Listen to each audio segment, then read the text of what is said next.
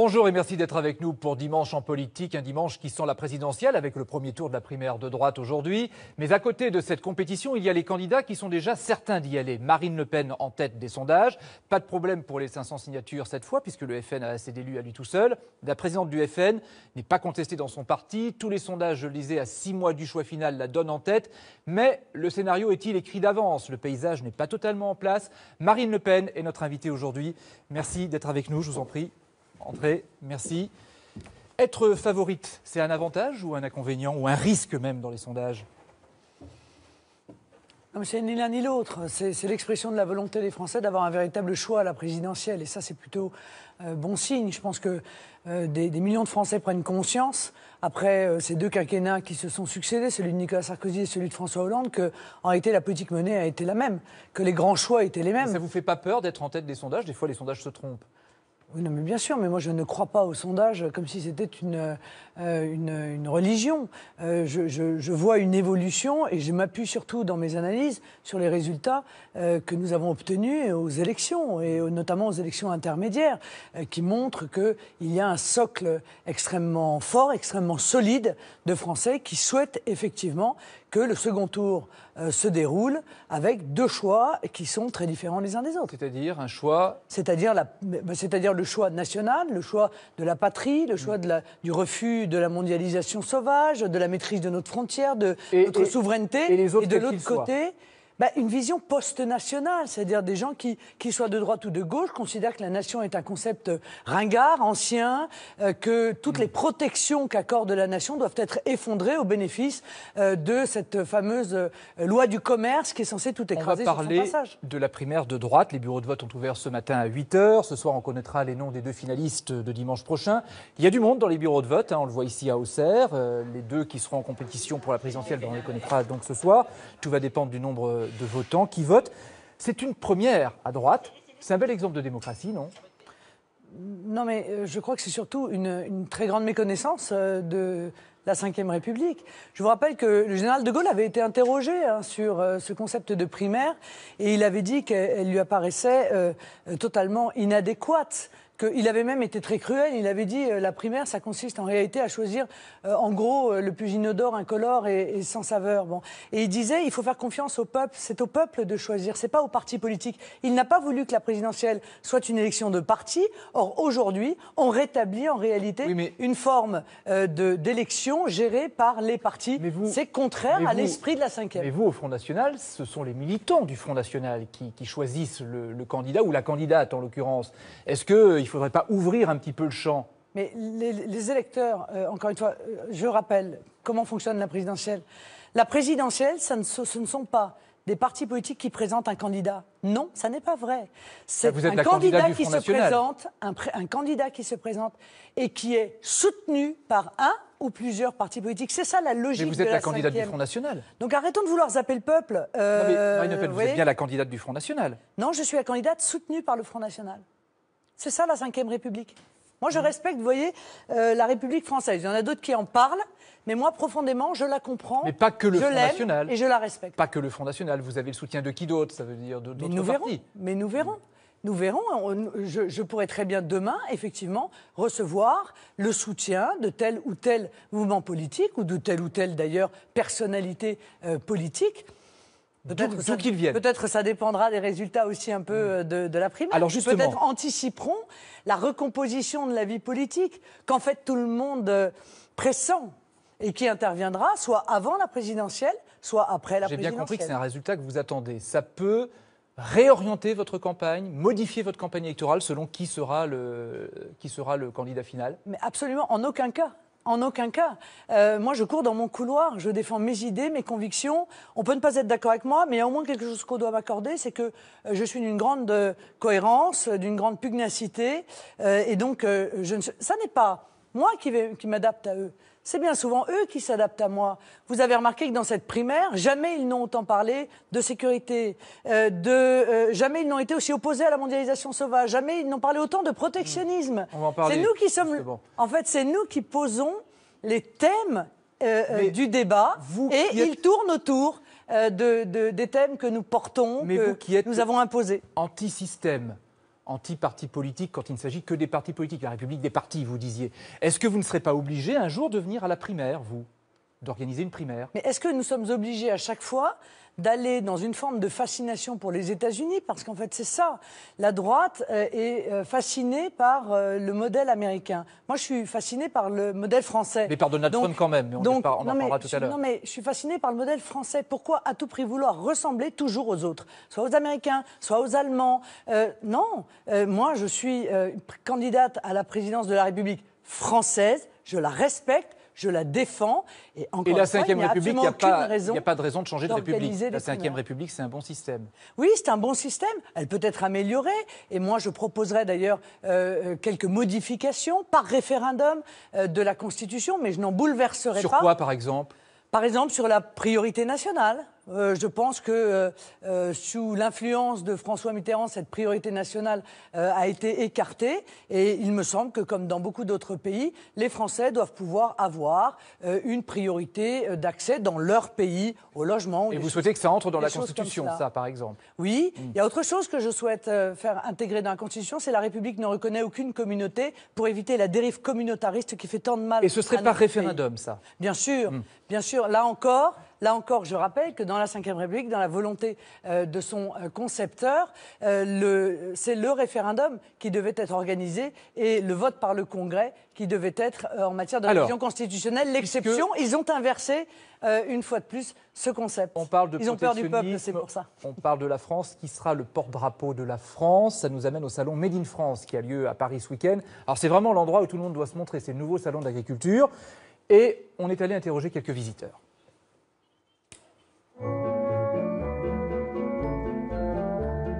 Pourquoi tu vas chercher à 10 000 bornes ce qui existe juste en bas de chez toi? Le Made in France, pour nous, ça signifie vraiment maîtriser ce que l'on achète, c'est-à-dire savoir comment c'est fait, qui l'a fait, quels matériaux sont utilisés. Ça peut toujours évoquer effectivement des souvenirs d'enfance. L'envie d'acheter français, de faire travailler des gens en France. J'en reviens, tout à l'heure. Le Made in France, c'est le Made in France, mais sans la politique, surtout sans la politique. Vous savez, les vautours autour d'une proie, ils sentent que ça peut être bon, alors ils y vont. Je pense que c'est un peu une mode en ce moment. C'est politique au sens non partisan du terme, c'est-à-dire qu'avec sa carte bleue, on peut faire le choix de créer des emplois en France. Aujourd'hui, je fais de la politique en vendant de la fabrication locale, je fais de la politique terrain, économiquement parlant, socialement parlant. On va au-delà du réflexe patriotique. Clairement, on essaye justement d'apporter du sens pour ne pas faire simplement du Made in France, j'ai mon drapeau, je suis content. Culturellement, l'idée de se replier sur nous-mêmes, on n'y croit pas du tout. On est plus fort ensemble, donc je pense que l'Europe ne peut être que bon pour le Made in France. Je pense qu'il faut qu'on reste intégré dans le cadre européen. Le territoire français ne se suffira pas à lui-même. Il faut inonder le monde avec les produits français. Si on peut donner un coup de pied au Made in China, je vais vous dire que je suis très heureuse. On a les armes, nous on a les compétences pour se défendre. Ce qu'on fait juste, c'est jouer avec les mêmes cartes que les autres. C'est hyper important pour nous de pouvoir exporter. Donc ça, c'est évident qu'il faut que les frontières restent ouvertes vers l'extérieur, donc il faut qu'elles le restent vers l'intérieur. Cocorico, vive la France! Marine Le Pen, vous voyez ce que disent les gens. Ils disent, eux, nous on est pour le Made in France, le fabriqué en France, c'est mieux de le dire en français, mais on ne croit pas, c'est pas les politiques qui vont nous aider. Qui que ce soit, disent-ils. Non mais, je ne sais pas qui vous avez choisi d'interviewer, mais excusez-moi, il y a quand même des sondages qui sont effectués régulièrement, puis il y a des élections, notamment les élections européennes. Vous savez, ça, le Front National est arrivé en tête. Et pourquoi le Front National est arrivé en tête? Parce que cela fait des années que nous disons que le libre-échange tel qu'il est organisé, en réalité, c'est faire fabriquer par des esclaves pour vendre à des chômeurs. Et que ce libre-échange a enrichi quelques-uns, mais il a appauvri l'immense majorité des Français. Je pense que les Français sont parfaitement conscients de ça. Donc voilà encore un sujet que nous avons mis au centre de la vie. Oui, mais le Made in France, par exemple, est-ce que ça appartient aux politiques ou à ceux qui le font, aux entrepreneurs? Mais ce sont les deux qui doivent se mettre ensemble. Je vais vous dire pourquoi. Moi, quand je vois certains politiques aujourd'hui défendre le Made in France, à la limite, je pourrais m'en réjouir. Ils nous rejoignent sur ce sujet, tant mieux. Il n'y a qu'un malheur, c'est qu'ils sont totalement incohérents. Car le Made in France, tel que nous souhaitons le faire, il est interdit par l'Union européenne. Interdit, vous entendez? C'est-à-dire que toute mesure qui vise à avantager des entreprises nationales, c'est interdit par l'Union européenne. Cependant... Donc soit on est pour le Made in France, France et on accepte l'idée que sur ces sujets-là, il faut rompre clairement et faire le bras de fer avec l'Union européenne, soit on est en réalité assez cynique et on est dans l'hypocrisie. Vous dites il faut rétablir les droits de douane par rapport aux importations étrangères. Mais est-ce que vous ne craignez pas que les autres pays fassent la même chose dans ce cas-là, et qui serait le gagnant? Ce serait plutôt perdant-perdant, non? Mais d'abord, pardon, les autres pays font cela. Non, mais donc, au sein de l'Europe, non. Au sein de l'Europe, non. Si nous décidions d'avoir au sein de l'Europe, restons au sein de l'Europe. Oui, mais encore une fois, la disparition des droits de douane, ça a entraîné quoi? C'est pas, moi, j'ai pas une vision totalitaire des droits de douane. Pour moi, c'est de la microchirurgie, ça doit exister, ça doit pouvoir s'adapter dans le temps, en fonction des produits que nous devons protéger, en fonction de la stratégie que nous voulons mener. Mais aujourd'hui, la disparition totale de droits de douane, ça a entraîné quoi? Nous avons perdu des secteurs entiers de notre économie, parce que nous avons été envahis de produits qui étaient fabriqués à bas coût, avec des dangers très lourds sur le plan de la sécurité alimentaire, sur le plan de la sécurité environnementale. S'ils font la même chose, on ne pourra pas vendre nos produits à l'extérieur non plus. Mais comment nous faisions avant? Nous faisions cela avant et ça fonctionnait très bien. Encore une fois, l'idée... C'était mieux avant. Non, mais c'est pas le problème. C'était mieux avant. L'idée... Expliquez-moi, quelle est la logique dans le fait d'importer des produits à très bas coût qui ne respectent pas les normes qui sont imposées à nos propres producteurs? C'est une concurrence déloyale qui est inadmissible et qui tue, encore une fois, des centaines de milliers d'emplois. Moi, je demande juste une chose, c'est du bon sens. Interdire d'importer en France des produits qu'en France, on n'a pas le droit de produire. Ça me paraît simple. Et aujourd'hui, ça n'est pas le cas. Notre agriculture en souffre, notre industrie en souffre, dans l'indifférence générale des politiques. Pour les Français, en tout cas, la priorité, ça reste l'emploi, évidemment. François Hollande espère encore inverser la courbe de l'emploi. La droite promet le plein emploi, c'est-à-dire moins de 5% de chômage. Et vous? Mais ils promettent des choses qu'ils ont été incapables de mettre en œuvre. Qu'est-ce que vous proposez? Qu'est-ce que vous proposez aux Français? Est-ce que vous dites ce sera le plein emploi, j'inverserai la courbe? Je propose de recréer de la richesse dans notre pays. Je propose de mettre fin à cette concurrence internationale déloyale qui tue des emplois par dizaines de milliers. Mais est-ce que ça suffira à faire baisser le chômage? Mais bien sûr que oui, ça suffira. Est-ce que, par exemple, vous dites, si j'arrive au pouvoir, ce sera plus que 1 million de chômeurs, par exemple? Non, mais écoutez, moi, ce genre de promesses, honnêtement, je crois que les Français en sont gavés. Ce que je dis aux Français, c'est que je mettrai tout en œuvre. Ça peut être un engagement. Non, mais bien sûr, je mettrai tout en œuvre, encore une fois, pour que le chômage baisse massivement. Et pour cela, il faut lutter, je leur dis clairement, contre le dumping social, contre le dumping environnemental, contre le dumping monétaire. Il faut que la nation française retrouve un État stratège qui sache où il va et qui mette en œuvre les protections que les Français doivent attendre de la nation. Une autre question. Moi, je suis pour l'économie libre, que les choses soient claires. Je suis pour l'économie de marché. Je pense que c'est les entreprises qui créent l'emploi, mais il ne faut pas il faut réguler la mondialisation telle qu'elle existe aujourd'hui pour permettre aux entreprises de s'épanouir dans une concurrence qui soit loyale. Aujourd'hui, elle est déloyale. Vous savez aussi qu'il y a en France les 35 heures qui n'existent pas dans d'autres pays. À droite, on entend c'est un handicap pour notre compétitivité. La droite veut les supprimer. Emmanuel Macron, lui, il a une autre idée. Il dit tiens, il faudrait peut-être adapter le temps de travail en fonction de l'âge, que les jeunes travaillent plus et que les anciens travaillent moins. Oui, qu'est-ce que vous en pensez? Écoutez, moi, le concours Lépine de ce genre de proposition, honnêtement, ça me fait juste moyennement, en réalité, rire. Les 35 heures ont été une catastrophe pour notre économie, nous le savons. Donc vous les supprimez? Donc il faut autoriser la renégociation par branche, pas par entreprise, parce que ça va créer une concurrence déloyale entre entreprises. Donc vous abolissez la loi El Khomri. Il faut autoriser la négociation par branche, mais avec une condition, c'est que si l'on passe par branche, par exemple, à 37 heures ou à 39 heures, ce soit payé 37 heures ou 39 heures. Parce que la conséquence des 35 heures, ça a été quoi? On a dit aux gens, regardez, vous allez être payés pareil, mais vous allez travailler moins, sauf que depuis, leurs salaires ont été gelés. Et personne n'est dupe de cette situation. Mais les 35 heures, donc vous souhaitez un changement, et évidemment, c'est ce que vous disiez. Mais est-ce que si vous modulez ces 35 heures, ça relancera l'emploi? Mais je crois, mais écoutez, c'est ce qu'on se dit, c'est ce qu'on dit à droite. Oui, mais ils ont dit tout et n'importe quoi. Mais enfin, écoutez, moi, je suis pragmatique. On nous a dit les 35 heures, ça va créer des emplois. Ça a créé des emplois? Oui. Statistiquement, oui. Ça a créé des emplois. Statistiquement, ah bon, oui. D'accord. Alors donc, on devrait être dans une situation encore pire. À l'époque, en tout cas, au début. Ouais. Non, mais je crois que tout ça, ce sont des vieilles recettes qui ne fonctionnent pas. Voilà. Les vraies recettes, c'est d'avoir des frontières, de les maîtriser, de faire du patriotisme économique. La vraie recette, c'est qu'un État stratège puisse pousser à créer, comme il l'a fait par le passé, des grands champions industriels en les soutenant par la commande publique, par de la recherche publique. Les vraies solutions, ce sont que nos agriculteurs ne soient pas obligés de se retrouver confrontés à la concurrence de produits qui, encore une fois, sont... mais vous l'avez dit. Déjà. Non, mais vous le répétez. Mais je le répète parce on va avancer. C'est un élément essentiel. En tout cas, on va parler de 2017, parce que ce sera la deuxième fois que vous vous présenterez à l'élection présidentielle. Presque un retour de flamme. David Revaud-Dallon, éditorialiste politique au Journal du Dimanche, est avec nous ce midi.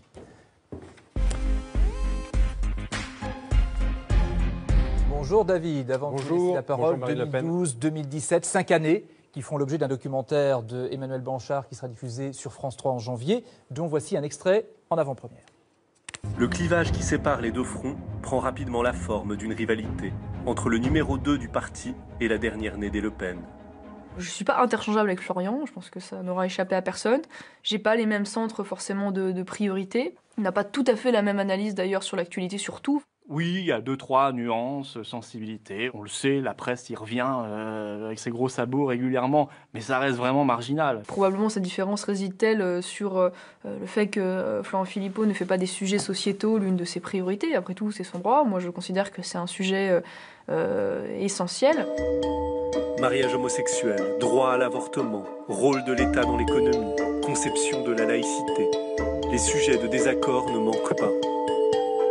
Ce clivage existe. Il existe sur la question sociétale, comme il existe d'ailleurs sur la question économique, et c'est à peu près le même clivage. Le Front National est une addition de contradictions, et c'est toute la difficulté d'ailleurs à la fois d'analyse de ce parti et de la possibilité de ce parti au pouvoir. C'est qu'il juxtapose, il met ensemble des contradictions assez énormes. Et si les choses tiennent, c'est parce qu'il y a quand même... tout le monde admet la légitimité de Marine Le Pen comme présidente du Front National. David. Marine Le Pen, bonjour. Candidate à l'élection présidentielle, vous avez présenté mercredi votre organigramme de campagne. On le voyait dans ce documentaire, 2 lignes, 2 tendances au Front National. Est-ce que c'est vous qui tenez l'ensemble? Est-ce que vous êtes le plus petit dénominateur commun finalement au FN? Je me voyais autrement que sous cette simple définition. Je suis la candidate à la présidentielle. Donc la question, c'est est-ce que l'ensemble des cadres, des élus du Front National soutiennent la candidate à la présidentielle? La réponse est oui. L'important, c'est qu'ils aient tous confiance en moi. Et moi, je défends une ligne très claire devant les Français depuis de très nombreuses années, sans varier. Je crois que c'est ça aussi qui suscite aujourd'hui cette dynamique. Voilà. Dans des mouvements politiques, il y a des hommes et des femmes, ce ne sont pas des robots. Donc ils ont chacun leur parcours, ils ont chacun leur sensibilité. L'important, c'est qu'ils soient d'accord sur les grandes lignes fondamentales. David. Et objectivement, là-dessus, parlons-en, parce que ça vous intéresse moins chez les autres. Mais Madame Le Pen. moi, je crois qu'il y a des différences fondamentales dans les autres mouvements politiques entre les différents dirigeants de ces partis. Ce n'est pas le cas.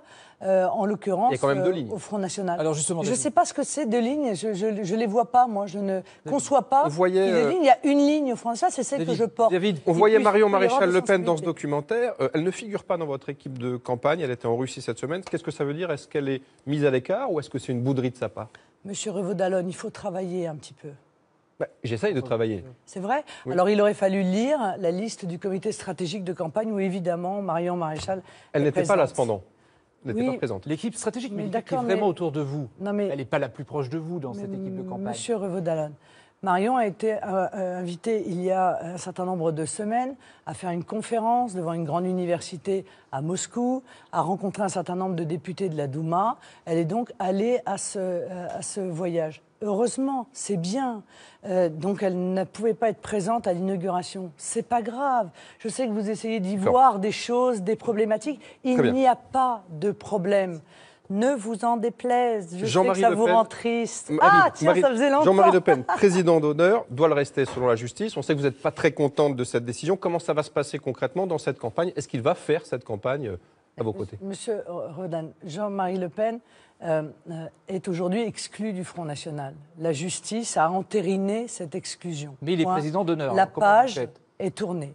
Elle est tournée politiquement dans mon esprit, elle est tournée dans l'esprit des cadres du Front National, des adhérents du Front National, mais il est président qui se d'honneur, sont donc ça veut dire exprimés qu'il va pouvoir venir vous voir. dans le cadre d'un congrès à une ultra majorité pour tourner cette page. Et je crois, je vais vous dire, qu'elle est même tournée dans l'esprit des Français. Alors, j'entends bien que dans la presse de gauche, notamment, il y a une forme de nostalgie. C'était tellement facile quand on est paresseux. Il est président quand on est d'honneur, paresseux, c'est tellement facile de crier au loup et de ressortir. Il n'est plus là. Je suis désolée, il va falloir faire ça et se mettre à travailler sur le fond des idées. Mais il est président d'honneur, donc ça veut dire qu'il va pouvoir assister à certaines réunions.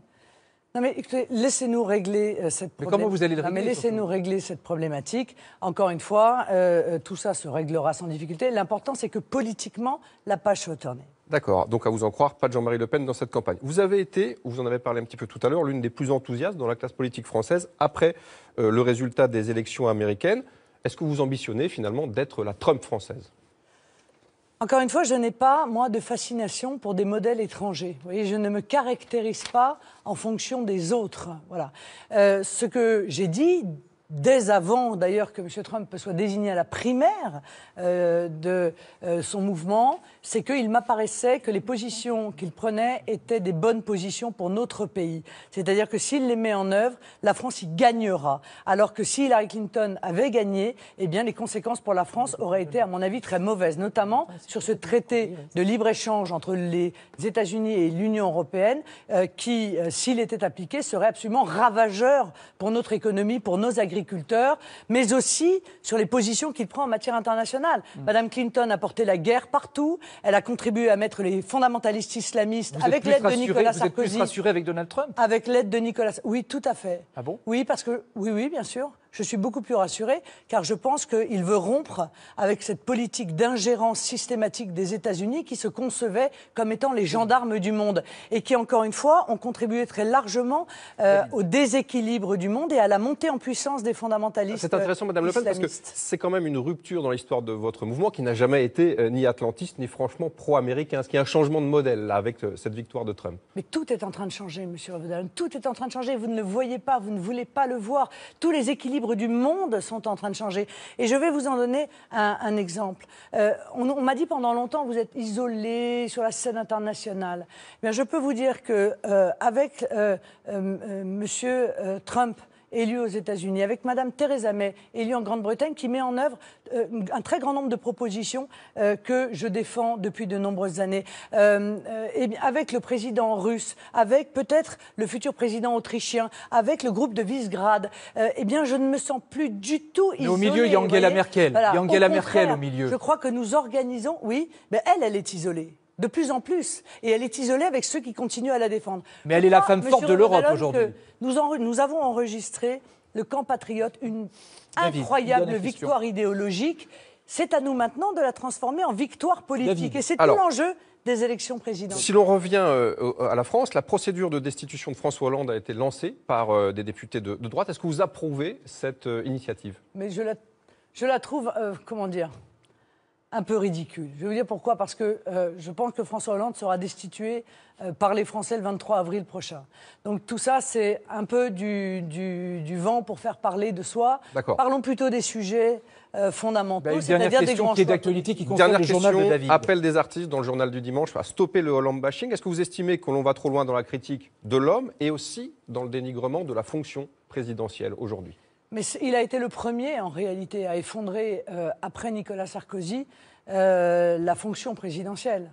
Lorsque l'on est président de la République, il y a un certain nombre de choses que l'on doit respecter. Et le dernier livre de vos confrères le démontre. Le titre est bien choisi, d'ailleurs. Un président ne devrait pas dire ça. Non, un président ne devrait effectivement pas dire ça. Et les artistes qui soutiennent quand même François Hollande, c'est le début de la campagne, là. Une espèce de cause. C'est quoi ? C'est une cause humanitaire de soutenir François Hollande. C'est le dernier carré des amis de Madame Gaillet qui essayent de monter au créneau pour soutenir François Hollande. Je ne sais pas, mais ceux qui s'occupent de sa communication devraient se rendre compte que ce type d'appel de la part du showbiz est très contre-productif, à mon avis, dans l'esprit. Vous n'irez pas chercher le showbiz. Merci, David, d'être venu sur le plateau de Dimanche en Politique. Moi, j'ai le peuple. Pourquoi voulez-vous que j'aille chercher le showbiz ? On en parle. On parle de la prolongation de l'état d'urgence jusqu'à la présidentielle. Est-ce que c'est nécessaire ? L'état d'urgence, saison 4. Oui. Est-ce que c'est nécessaire jusqu'à la présidentielle ? Mais l'état d'urgence n'est pas nécessaire si on ne le met pas en œuvre. Parce qu'il est où l'état d'urgence ? Moi, j'ai vu des mois et des semaines, des manifestations violentes, des casseurs tout détruire sur leur passage sans être arrêtés. J'ai vu des mosquées salafistes continuer à permettre à des imams radicaux... Répondez à ma question. Est-ce qu'il faut quand même le prolonger? Parce qu'il y a une campagne présidentielle, vous pouvez être menacé, comme d'autres d'ailleurs candidats. Le prolonger, si ça ne sert à rien. Moi, j'ai le sentiment que pour nos dirigeants français, le simple fait de voter l'état d'urgence, pour eux, c'est la fin de ce qu'ils sont capables de faire en matière de lutte contre le terrorisme islamiste. Ça ne sert à rien. Mais je pense qu'en l'état, dans leurs mains, ça ne sert à rien. Alors que ça devrait servir. Est-ce que vous vous sentez menacé pendant la campagne présidentielle ?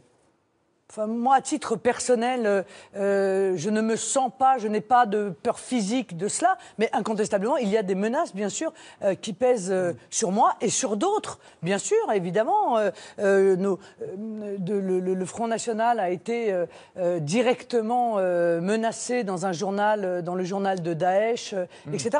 Mais il y a une chose qui est sûre, ça ne m'empêchera pas de faire campagne. Je ferai campagne exactement de la manière dont je souhaite la faire. Voilà. À propos de campagne, c'est l'instantané que vous nous avez livré. On demande à chaque invité de nous envoyer une photo un peu personnelle. Alors la vôtre, en ces gros plans sur des roses bleues, c'est pas forcément très personnel. On aurait imaginé un petit décor autour quand même. Mais vous avez tort, c'est extrêmement personnel. Alors parce que pourquoi les roses bleues, c'est votre symbole de campagne? Oui, la rose bleue, c'est mon logo de campagne. C'est un logo que j'ai créé, que j'ai eu envie de proposer aux Français. Cette rose, c'est le symbole du rassemblement du peuple français. Et c'est le symbole que le peuple peut rendre possible ce qui apparaît ou ce qui est présenté comme inaccessible. Alors, ça veut dire quoi? Fini le logo du Front National sur vos affiches?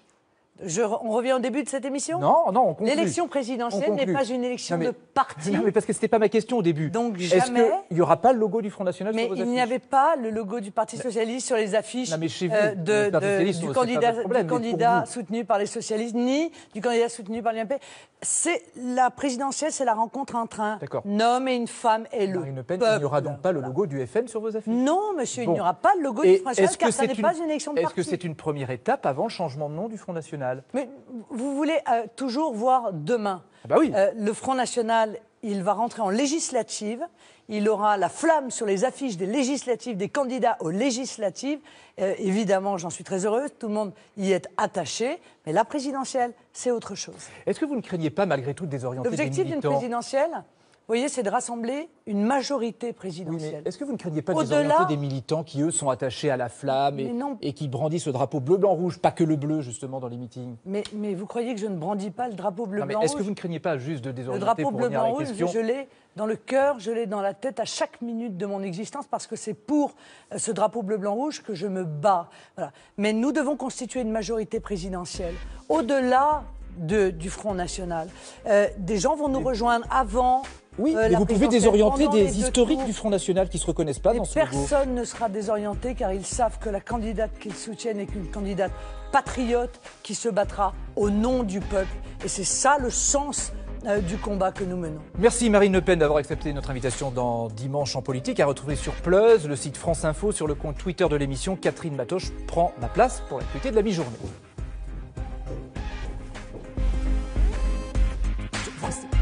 Bonjour Catherine. Bonjour Francis, Marine Le Pen, premier tour de la primaire de la droite et du centre aujourd'hui.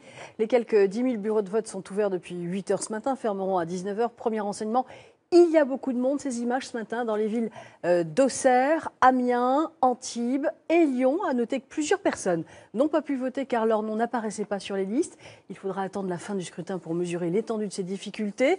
En attendant, l'ambiance est plutôt bonne dans les bureaux de vote comme nous le voyons ici à Paris. Le reportage de Patricia Issa et Alexandre Dupont. Voilà 2 heures que ce bureau de vote a ouvert et la file d'attente s'allonge. Pour les élections normales, j'attends moins. Si vous voulez bien signer, monsieur. Avant de pouvoir insérer le bulletin dans l'urne, chaque électeur doit d'abord signer la charte des valeurs républicaines de la droite et du centre, s'acquitter de 2 €, et c'est à partir de là qu'il a accès aux 7 bulletins au nom des 7 candidats à la primaire. Ensuite, direction l'isoloir. Je crois que c'est important de s'exprimer en amont pour avoir le meilleur candidat pour la présidentielle. C'est un droit, mais c'est aussi un devoir. Je me sens obligée de venir voter aujourd'hui, c'est important. À voter. C'est la première fois que la droite et le centre organisent une primaire. Pour ces électeurs, il est important d'être au rendez-vous. Certains vont même revenir ce soir pour aider au dépouillement. Vous voulez venir nous aider ce soir pour le dépouillement? Moi, je viens. D'autres s'invitent alors qu'ils se disent de gauche. Non mais on me connaît comme franchement de gauche. Donc forcément, il y a des gens qui viennent toujours pour brouiller les cartes, mais l'ensemble des partis de droite, des gens de droite viendront voter, quoi. J'en suis persuadé. Après plusieurs mois de campagne intense, les candidats retiennent leur souffle. La soirée pourrait être longue. Ils sont 7 pour un seul fauteuil, une femme, 6 hommes, tous ont voté ce matin. Le commentaire d'Ambroise Vichet. Seule femme à concourir pour cette primaire, Nathalie Kosciusko-Morizet était la première à voter ce matin à 10 h dans le 14e arrondissement de Paris. François Fillon a dû patienter quelques instants avant de pouvoir glisser son bulletin dans l'urne. Il a voté à 10h30 dans le 7e arrondissement de la capitale. L'ancien président de la République, Nicolas Sarkozy, a été exempté de file d'attente. Il a voté en compagnie de son épouse Carla Bruni dans la mairie du 16e arrondissement de Paris. Dans sa ville de Meaux, Jean-François Copé a patienté plusieurs minutes dans cette file d'attente avant de pouvoir voter. À midi, c'est à Bordeaux qu'Alain Juppé a accompli son devoir électoral. Lui aussi a dû faire preuve de patience avant de glisser son bulletin dans l'urne. Bruno Le Maire a également attendu plusieurs instants dans ce bureau de vote d'Évreux, en Normandie. Jean-Frédéric Poisson a lui aussi voté ce matin à Rambouillet, dans les Yvelines. Alors, la grande inconnue de ce scrutin sera la participation. Nous retrouvons Julien Gasparuto en direct des locaux de la Haute Autorité qui organise cette primaire. Bonjour. Julien, a-t-on déjà des indications sur la mobilisation des Français ? Eh bien écoutez, ça vote beaucoup, me confiait tout à l'heure Thierry Solaire, le président du comité d'organisation de cette primaire. Mais pour l'instant, aucun chiffre officiel. D'ordinaire, c'est le ministère de l'Intérieur qui se charge de collecter ce chiffre de la participation. Et vous le savez, nous ne sommes pas dans le cadre d'une élection classique. La seule indication quand même que je peux vous donner, c'est que 4 millions de personnes se sont rendues sur Internet pour savoir où aller voter, dont 700 000 depuis hier soir. Alors, les bureaux de vote fermeront ce soir à 19 h. Les premiers résultats partiels seront rendus publics ici par la Haute Autorité aux alentours de 20h30. Mais vous le savez, le scrutin s'annonce très serré. Il faudra peut-être attendre 22h30, 23h pour connaître les noms des 2 candidats qualifiés au second tour. Il va falloir faire preuve de patience. Merci Julien. Dans l'actualité politique aussi, Francis Letellier l'évoquait tout à l'heure, 65 personnalités ont signé un appel publié par le journal du dimanche pour dénoncer, je les cite, le dénigrement permanent dont est victime François Hollande. Parmi ces personnalités qui dénoncent un acharnement, Catherine Deneuve, Denis Podalides, Jean-Michel Ribes, l'athlète Yoann Diniz ou encore la styliste Agnès B. L'autre grand titre de l'actualité, la première tempête automnale, baptisée Nanette. Dans les Côtes-d'Armor, une jeune automobiliste a été très grièvement blessée par la chute d'un arbre. Les rafales ont en effet atteint les 160 km/h. Au total, quelques 75 000 foyers sont privés d'électricité dans l'ouest et le nord de la France. Manon Bougot avec nos équipes en région. Certains arbres n'ont pas résisté. Depuis hier, le vent souffle fort en Normandie. Des rafales allant jusqu'à 156 km/h. Dans les rues, il n'y a personne. C'est au bord de l'eau que certains habitants ont décidé de se promener, venus admirer le spectacle d'une mer agitée. En Bretagne, le vent a aussi fait des dégâts. 3 personnes ont été blessées. Partout ici, le réseau électrique a été touché. 19 000 foyers sont toujours privés d'électricité. Ces agents sont à pied d'œuvre pour rétablir le courant. Mais cela va prendre du temps. On a mobilisé 300 agents à cette heure donc sur le Finistère, en plus de nos partenaires qui nous accompagnent, pour pouvoir rétablir les clients, je dirais, au plus vite dans la soirée. Ce midi, seuls 3 départements du nord-ouest restent placés en alerte orange pour vent violent. C'est plus au centre du pays qu'il va désormais falloir être vigilant. La Loire, la Haute-Loire et le Rhône viennent d'être placés en vigilance orange. Un fort coup de vent est prévu ce soir. À Lyon, les parcs ont été fermés par précaution. Alors, en direct de Boulogne-sur-Mer, Victoria Roxel. Bonjour Victoria. Les pompiers sont énormément intervenus dans votre région. En effet, la région Nord-Pas-de-Calais est très touchée depuis le début de la tempête. Alors rien que dans le département du Pas-de-Calais, les pompiers ont mené plus de 500 interventions depuis ce matin, depuis 8h30, l'heure à laquelle a débuté la tempête. Alors c'est essentiellement des toitures arrachées, des arbres qui sont tombés sur la chaussée ou alors des inondations. À savoir que toujours dans le Pas-de-Calais, plus de 300 interventions sont toujours en attente. Les pompiers font évidemment au plus urgent. Et il y a également de nombreuses coupures d'électricité dans la région Nord-Pas-de-Calais. 35 000 foyers sont toujours privés d'électricité et les équipes ERDF ont dû interrompre momentanément leur chantier en raison des rafales de vent. Alors rien qu'ici à Boulogne, on a pu enregistrer des pics à 155 km/h et le phénomène météorologique devrait prendre fin normalement cet après-midi aux alentours de 14h. Merci beaucoup Victoria et je rappelle ce chiffre, au total 75 000 foyers sont privés d'électricité. Cette question qu'on se pose tous, Jean-Marc, cette première tempête automnale se termine quand ? Eh bien, en début d'après-midi, ça devrait être complètement terminé. Les vents vont mollir autour de 60 km/h. Pour l'instant, nous avons la vigilance qui est maintenue jusqu'à 14h, 15h pour 2 départements, le Nord et le Pas-de-Calais. Et derrière moi, ou à côté de moi, vous voyez les valeurs de vent. C'est une tempête relativement classique. Les rafales ont été remarquables sur les caps, notamment à Camaret-sur-Mer, 165 km/h. À l'intérieur des terres, on était plus dans des valeurs communes pour ce type d'événement, 94 km/h pour le Bourget ou 95 pour Cannes. Et puis on a eu quand même, pour Cannes, 113 km/h pour Caen, excusez-moi, pas pour Cannes. Et puis 156 km/h où on était tout à l'heure à Boulogne-sur-Mer. Et cette tempête s'évacue maintenant, toujours aussi forte, du côté de la Scandinavie. D'accord, et on vous retrouve à la fin de ce journal parce qu'au total, donc 5 départements sont en alerte orange et notamment dans le centre de la France. Cette saisie record en mer des Caraïbes par la Marine nationale, plus d'une demi-tonne de cocaïne pure a été saisie dans la nuit de jeudi à vendredi lors de l'interception d'un Go Fast, vous le savez, une embarcation très rapide, valeur estimée de cette marchandise, 47 millions d'euros. Les accidents de train sont fréquents en Inde, dans le nord du pays. Le déraillement d'un train a fait plus d'une centaine de morts et autant de blessés. L'accident s'est produit en pleine nuit. Jean-Yves Serrand. La plupart des voyageurs dormaient. Il était environ 3 heures du matin. Le Patna Indore Express, composé de 14 voitures, traversait une plaine du nord de l'Inde. Quand 4 wagons ont déraillé, a priori à cause d'un rail défectueux. Tout à coup, il y a eu une énorme secousse. Nos têtes ont percuté le toit du wagon. On est sorti comme on a pu, mais 4 ou 5 de mes compagnons ont disparu. De nuit, les secours extraient 60 premiers corps de l'amas de tôle, mais au petit jour, il apparaît que 2 des wagons ont été complètement écrasés par les autres. Le bilan augmente. Dans les 2 voitures disloquées, nous avons retrouvé 97 corps, sans vie. Les recherches continuent en découpant les tôles. Le bilan définitif devrait dépasser les 100 morts et 200 blessés.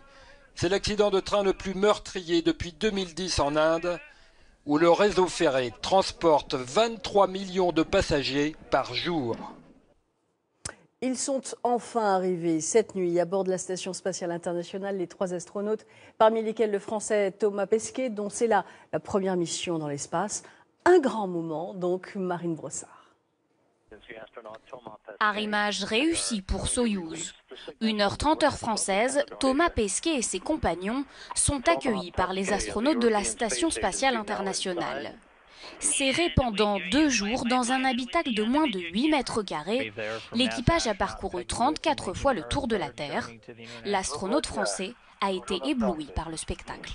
On est passé au sud Pacifique, j'ai vu des îles que j'ai essayé de dessiner sur ma documentation pour m'en rappeler, pour les retrouver plus tard. Donc j'en ai déjà pris plein les yeux. On a volé comme ça, sortir de la nuit pour aller vers le lever de soleil qu'on prend plein dans les fenêtres du Soyouz. Au bout du fil, tous les proches des astronautes sont réunis pour enfin parler à leur héros. Parmi eux, la mère de Thomas Pesquet, très émue. Allô Thomas, c'est maman. Je suis très fière de te savoir là-bas. Je suis très heureuse de vous voir tous. Je vous souhaite un bon séjour là-haut. Merci maman, on a une super équipe, tout va bien se passer, il ne faut pas s'inquiéter. Pour Thomas Pesquet, le travail commence. En 6 mois, il va réaliser une centaine d'expériences afin de faire avancer la médecine, avant de regagner la Terre. Un mot sur la défaite du 15 de France opposé à l'Australie hier soir 23-25. Guy Novès, le sélectionneur des Bleus, n'a pas mâché ses mots. Il a trouvé ses joueurs frigorifiés, notamment en première période. Et puis sachez que nous avons appris la mort du dernier du célèbre quatuor, les frères Jacques. Paul Touraine est décédé cette nuit à Montréal. Il avait 93 ans. On vous retrouve, Jean-Marc Swamy, la tempête Nanette terminée, on redoute maintenant l'arrivée d'un autre épisode. Oui, un épisode qui va se situer dans le sud-est du pays. Résultat, on a 3 départements en vigilance orange, la Haute-Loire, la Loire et le Rhône. Et cela à partir de demain, et ça risque se prolonger dans la semaine. Cet épisode Cévenol va se mettre en place petit à petit. On va commencer par des rafales de vent très soutenues. On va voir la carte des vents dans le couloir rhodanien. Dans la vallée du Rhône, on aura des rafales entre 90 et 110 km par heure, localement 120. Il faut bien comprendre que là, on a beaucoup d'urbanisation. Donc, ça risque de provoquer quelques dégâts. Et puis, ce sera accompagné par de fortes pluies. On attend l'équivalent de 2 mois de pluie, figurez-vous, en moins de 4 jours. Là aussi, l'urbanisation va créer quelques problèmes.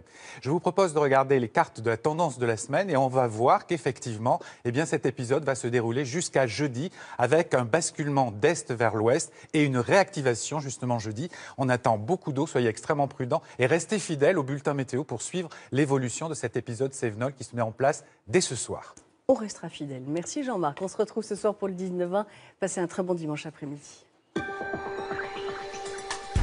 Retrouvez l'info minute par minute sur l'application et le site France Info.